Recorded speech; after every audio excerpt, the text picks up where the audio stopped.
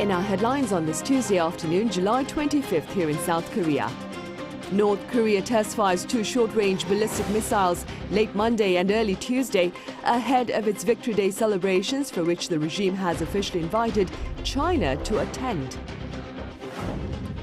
The South Korean economy expands slightly faster than expected in the second quarter this year on the back of net trade, as exports of chips and cars fell less than imports of natural gas and oil. Meanwhile, BTS member Jungkook's solo single 7 tops the Billboard Hot 100, making him only the second Korean soloist to stand at the top of the chart after bandmate Jimin made headlines 3 months ago. We start across the border. North Korea launches 2 short-range ballistic missiles into the EC minutes apart, one late Monday and the other early Tuesday, in yet another display of blatant defiance. Our Unification Ministry correspondent Arirang reports. North Korea late on Monday fired 2 ballistic missiles into the sea off the east coast. South Korea's Joint Chiefs of Staff said it detected 2 ballistic missiles fired from areas near Pyongyang at 11:55 p.m. on July 24th and at midnight on the 25th. Both missiles flew around 400 kilometers before falling into the sea. This comes after a U.S. nuclear power submarine, the USS Annapolis, arrived at a naval base on South Korea's southern island of Jeju. This shows the North's intention to respond militarily to Seoul's strategic assets. It could also be interpreted as Pyongyang's willingness to lead the tensions on the Korean peninsula. The USS Annapolis is not classified as a strategic asset, as it's not nuclear armed and is equipped with conventional weapons, but it's one of the main U.S. nuclear power submarines in terms of scale. Some pundits also say that the launch is to strengthen solidarity for the upcoming Victory Day in North Korea, which celebrates the 70 years of armistice in the Korean War. Earlier on Wednesday, Pyongyang fired 2 ballistic missiles into the East Sea, and multiple cruise missiles were launched on Saturday as well. South Korea's military said that the consecutive missile launches are a provocation that harms the peace and safety of not only the Korean peninsula but also the international community, urging Pyongyang to stop firing missiles as it's a clear violation of UN Security Council resolutions. It also said that Seoul and Washington will closely watch and prepare for any additional provocations by the North. The United States Indo-Pacific Command also said the North's recent missile launch has caused instability in the Korean peninsula, reaffirming that it will defend the South from any threat. The U.S. official also said it will continue closely communicating with its allies on the situation. A spokesperson for the U.S. Department of State, Matthew Miller, also condemned the North's missile launch while saying that Washington will focus on the diplomatic relationship with Pyongyang and said that talk without preconditions is still open for North Korea. Lee Dae-hyun, Arirang News. Meanwhile, North Korea is poised to host its first foreign delegation in well over 3 years. A Chinese delegation has been invited to partake in the regime's Victory Day celebrations this week. Our Lee Kyung-eun reports. After 3 years and 6 months, North Korea is set to receive its first foreign delegation. It is inviting a Chinese delegation to mark the 70th anniversary of the armistice of the Korean War on Thursday, known as Victory Day by the regime.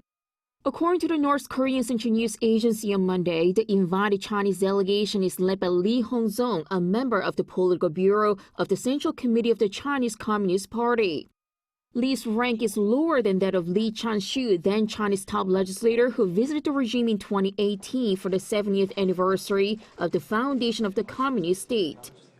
But his visit will mark the very first official visit by foreign guests in a shift in policy. Since the COVID-19 outbreak in 2020, North Korea has closed its borders, only partially resuming cargo transportation with China last year. The only known case of foreign guests visiting the regime was back in March when China's new ambassador to North Korea, Hwang took up the post. North Korea has also been taking part in international events with ambassador-level representatives already overseas. This includes the ASEAN Regional Forum for the past 3 years, with this year's forum also attended by its ambassador to Indonesia, Ang Kwang-il, instead of its foreign minister, Choi Sun-hee. Observers largely see the North's first post-pandemic foreign guests coming from China as an apparent show of their ties against South Korea, the U.S., and Japan. But eyes are on whether the two could resume other exchanges, perhaps in flights and trains, or keep it at high-level diplomacy for the time being. Lee Kyung-eun, Arirang News. Seoul and Tokyo have launched working-level talks on Japan's planned discharge of Fukushima radioactive wastewater into the Pacific Ocean. The head of the Bureau for Climate Change and Energy at Seoul's Foreign Ministry, Yoon Soo, and the Director General of the Disarmament, Non-Proliferation and Science Department at Tokyo's Foreign Ministry, Atsushi Kaifu, have sat down in the Japanese capital city on this Tuesday. On their agenda is the possibility of Korean experts joining the Japanese discharge monitoring team. A request to this end was made by President Yoon Suk-yeol to his Japanese counterpart, Fumio Kishida, on the sidelines of the NATO summit in Lithuania earlier this month. Also, on this Tuesday afternoon here in Seoul, President Yoon Suk-yeol is meeting with the Prime Minister of Luxembourg and the Governor-General of New Zealand.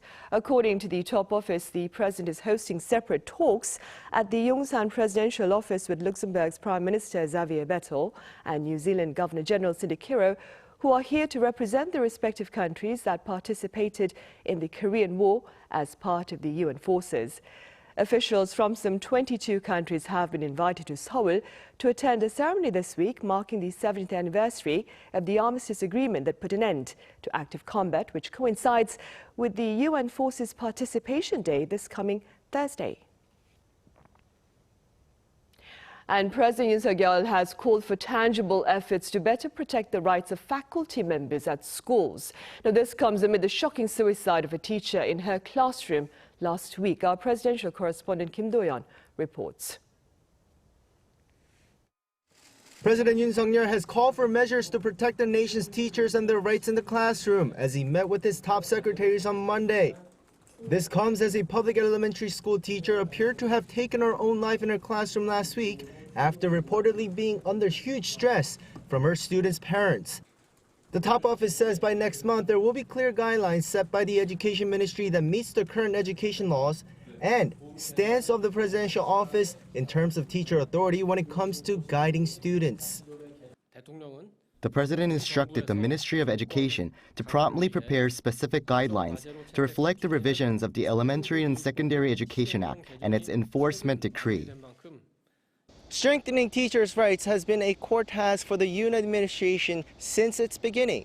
Last year, the public education law was amended to allow teachers to educate students on behavior, while in June, a decree was revised to give teachers the right to comment on students' character. Since its inauguration, the Yoon administration has consistently pursued a policy of strengthening teaching authority. It's based on the policy's philosophy that establishing conditions justifies the education being given and, in turn, benefits the students.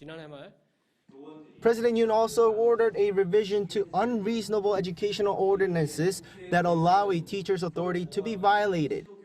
This is an apparent reference to the Student Human Rights Ordinance introduced in 2010, banning certain disciplinary measures and removing constraints on personal items carried into schools and the use of mobile phones. It's currently adopted by 7 regional education offices, including Seoul's, but has been criticized by some educational experts for taking away teachers' rights in their classroom. However, it has remained controversial as it was pushed by left-leaning educational experts and politicians. On the other hand, some of the teachers were quoted in local reports as saying that while the ordinance could allow certain violations to happen, it is not the fundamental problem to the situation at the moment, and a more deep discussions are needed. In the meantime, the teacher who appeared to have taken her own life was a 23-year-old woman in charge of first graders at Seoul's Hoi Elementary School in southern Seoul. Ever since her death, teachers across the nation have shown their anger towards the current system while calling for change. Kim Do-yeon, Arirang News.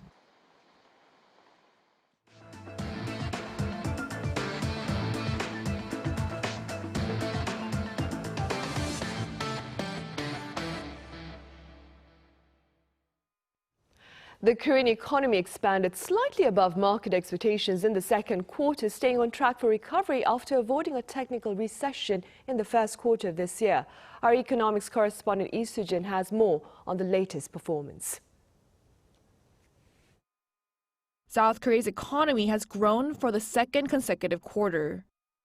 Data from the Bank of Korea released on Tuesday shows that the country's gross domestic product, adjusted for inflation, rose 0.6% on quarter during the April to June period of this year.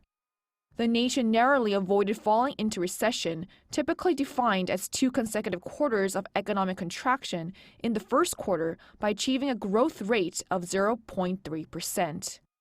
This is the second straight quarter that the country has seen economic growth. The central bank attributed the on-quarter growth to the rise in net exports. Net exports rose in the second quarter as total imports fell more sharply compared to total exports. Imports dropped 4.2% compared to exports falling 1.8%. The growth was led by the increase in net exports from the larger decline in imports. Imports fell sharply, mostly due to decreased imports of natural gas and oil. Private consumption, however, fell 0.1% compared to the previous quarter, mainly due to the decrease in spending on food and accommodation. Government expenditure dropped nearly 2% on the back of decreased spending on Social Security benefits. Investment in construction and facilities also each tumbled 0.3% and 0.2% amid the sluggish demand for transportation equipment. In-person activities fell partly due to poor weather conditions, but these are temporary factors. Meanwhile, South Korea's gross national income, the total amount of money earned by people and businesses, remained unchanged from the previous quarter, despite the rise in real GDP as trade conditions remain sluggish. The Bank of Korea said that if the nation's economy grows 0.7% on quarter during both the third and fourth quarters, it will be able to meet this year's economic growth outlook of 1.4%. 이수진, Arirang News. Over in Australia, South Korea opened its 2023 FIFA Women's World Cup campaign with a disappointing 2-0 defeat at the hands of Group H rival Colombia on Monday. Now, Colombia opened the scoring from the penalty spot through Catalina Uzme in the 30th minute, before Linda Caicedo doubled the South American country's lead 9 minutes later. History was made in the game when South Korea's Casey Eugene Fa joined the action late in the second half, becoming the youngest player ever at a FIFA Women's World Cup.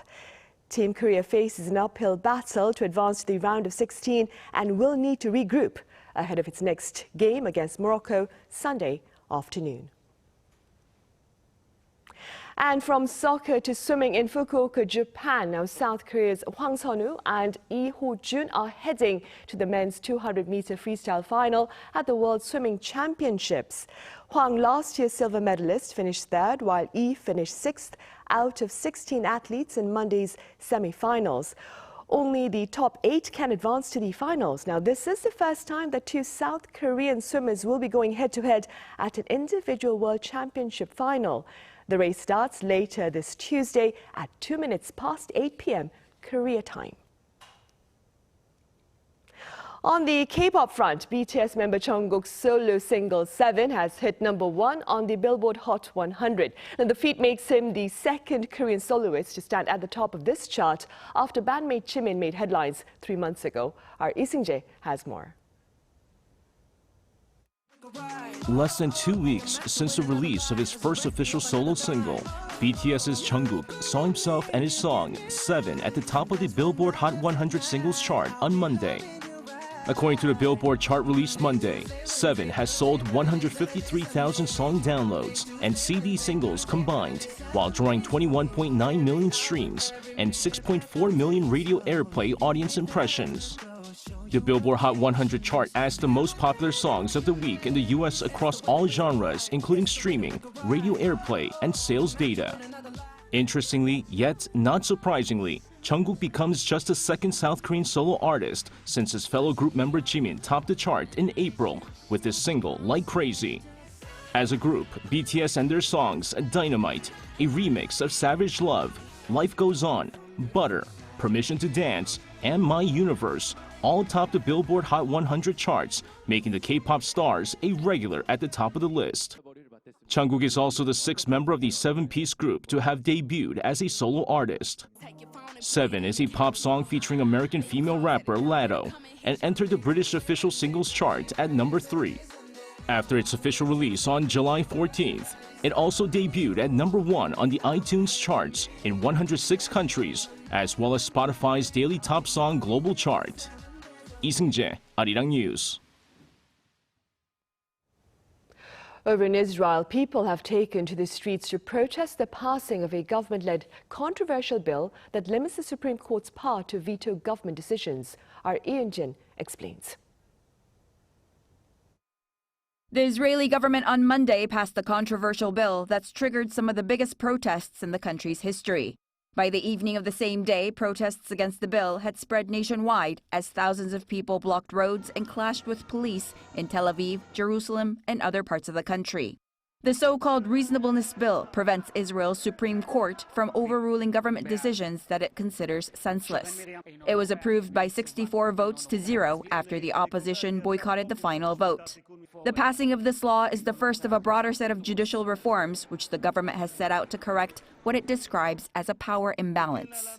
Demonstrations on the streets of Israel have been taking place weekly since the start of the year in an effort to protect what protesters say is an attack on democracy. And at the end of last week, leading up to the parliamentary voting, tens of thousands of protesters marched some 70 kilometers from Tel Aviv to Jerusalem and set up camp in a park between the Knesset, which is Israel's parliament, and the Supreme Court. On Monday morning, protesters blocking a boulevard outside the Knesset were sprayed by a water cannon and pulled off the road by police against the backdrop of drums, whistles, and air horns. Injuries and arrests have been reported. Meanwhile, the government says the series of planned reforms serve to strengthen democracy in the country and that the reasonableness bill was necessary because the Supreme Court had accrued too much power over politics in recent decades. The controversial reforms have polarized Israel, triggering one of the most serious domestic crises in the country's history. Former heads of Israel's security services, chief justices, and prominent legal and business figures have also been vocal against the government's reforms. Yoon, Arirang News. On a light note now, a number of cafes here in Korea are doing more than brewing coffee. They're empowering people with disabilities to better serve their communities. Our Chung Won-ju tells us how. Junho Jang, a 22-year-old with a developmental disability, is a barista at the Namjong Post Office Cafe in Incheon. The cafe brand he works for was created by the Korea Disabled People's Development Institute. The first branch opened in 2016 in Sejong, and the number has since increased to 88 over the past 7 years. The cafes are opened in surplus spaces at public institutions and private companies, which are provided free of charge, and more than 70% of employees have some type of developmental disorder. This program is different from other welfare projects for the disabled, as it actively pursues sustainable profit-making. Market analysis is conducted before opening the cafe, and the staff is educated in the management of coffee beans. Thanks to this program, about 250 people with a developmental disability have become independent with stable employment. We plan to continue improving sales through market analysis and customer satisfaction surveys. Korea Post joined the project at the end of last year and provided space in 4 locations, including Incheon and Daegu. Thanks to this, the cafe brand was able to prepare for further expansion nationwide. I think the most positive part of creating jobs for people with disabilities is using our infrastructure. The employment rate for people over the age of 15 with a developmental disability is only 20%. This is lower than the rate for all persons with disabilities, which is 35%.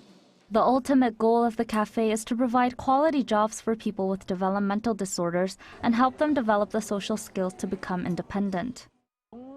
I've been able to get along with new people, and it is satisfying because I've been doing long-term work, so it's rewarding. People with developmental disabilities are able to bolster their pride as professional baristas working in the cafes. Chung Won-ju, Arirang News.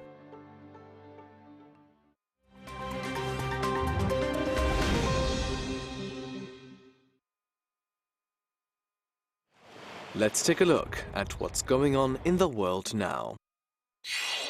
At least 17 bodies have been recovered after a boat believed to be carrying migrants and refugees capsized off the coast of the capital Dhaka on Monday. Authorities say 2 people were rescued, but witnesses say more were on board, although the number of people missing is not known. Officials say the victims were likely migrants attempting to reach Spain's Canary Islands.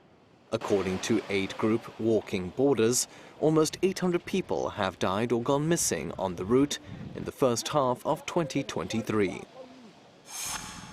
In Russia, President Vladimir Putin signed legislation on Monday that officially outlaws gender changes in the country. The new law bans gender reassignment surgery and hormone therapy. It also bans changing a person's gender in official documents and annuls marriages where one person has changed gender. Adoptions by such couples are also prohibited. The new legislation is part of a broad crackdown on the local LGBTQ community meant to protect the country's traditional values.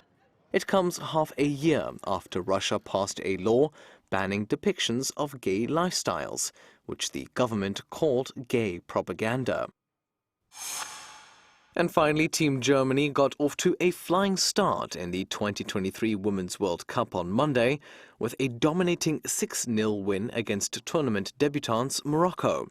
German captain Alexandra Popp scored twice with 2 headers in the first half in Melbourne. Clara Bühl got Germany's 3rd goal just after halftime. Morocco's problems worsened with 2 own goals before Lea Schüller added a 6th for Germany. On the same day, the opening match from Group G saw Italy win 1-0 against Argentina, while Group F's opener saw Brazil beat Panama 4-0. Matthew Ashley, Arirang News.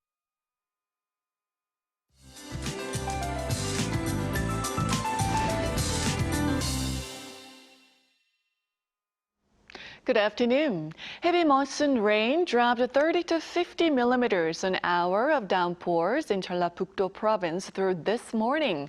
Rain has been expanded to more southern regions this morning and should taper off from late this afternoon. The capital and west of Gangwon-do province could see rain lingering into early Wednesday with 10 to 60 millimeters of showers expected. A heavy rain advisory is issued for parts of Jeollabuk-do province, while a heat advisory remains in place in parts of Gangwon-do and Jeju. Monsoon rain is keeping searing heat at bay, though many parts are experiencing tropical nights with overnight temperatures exceeding 25 degrees Celsius. Afternoon highs are similar to slightly higher than Monday. Seoul, Chuncheon, and Gwangju to see a high of 30 degrees Celsius this afternoon. Well, this year's rainy season could get longer due to the after effect of the 5th typhoon of the season, Doksuri, that's forecasted to dissipate in Southeast China this weekend. That's Korea for you, and here's a look at the international weather conditions.